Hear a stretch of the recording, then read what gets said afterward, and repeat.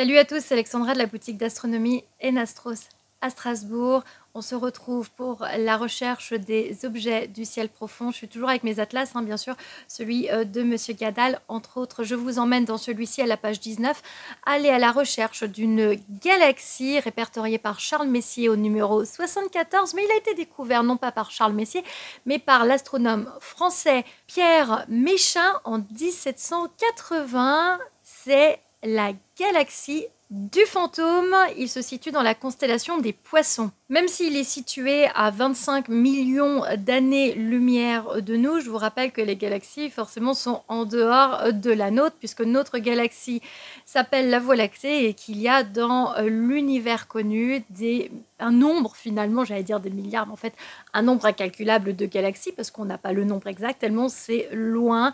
Et bien sûr, celle-ci en fait partie. Nous sommes bien en dehors de notre Voie lactée. Il a une magnitude de 9,4. Donc je vous conseille de vous éloigner bien sûr des grandes villes, favoriser un endroit où il n'y a pas du tout de pollution lumineuse pour vraiment bien distinguer ces bras en spirale. Pour retrouver cette galaxie, nous sommes ici toujours avec le logiciel Stellarium. Il va falloir retrouver la constellation des Poissons. Vous pouvez donc vous aider de la constellation d'Andromède. Je rappelle, Andromède est située en dessous de Cassiopée. J'en ai déjà souvent parlé dans mes vidéos, donc n'hésitez pas à aller les voir si vous ne les avez pas encore vus. Si vous tombez sur cette première vidéo, il y a un cheminement et un ordre dans la continuité de mes vidéos, donc n'hésitez pas à aller les voir. Donc vous repérez Cassiopée en forme de W, vous repérez Andromède juste en dessous avec ses étoiles principales, et en dessous d'Andromède, vous avez bien sûr le triangle, le bélier,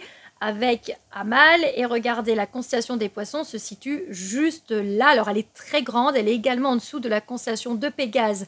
L'étoile qui nous intéresse, c'est Eta de la constellation des Poissons. Elle s'appelle Alphergue. Pour repérer cette étoile, vous allez il y a une continuité entre la constellation. Vous avez Sigma des Poissons qui est proche de Bêta d'Andromède. Quand vous avez repéré Sigma des Poissons, vous pouvez repérer Phi des Poissons, et puis vous continuez, vous avez encore des petits groupes d'étoiles. Il y en a deux qui sont très rapprochés, 94 des Poissons et Rho des Poissons.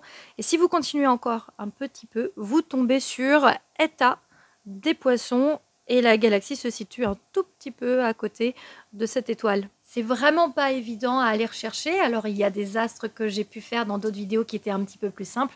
C'est un petit peu plus particulier.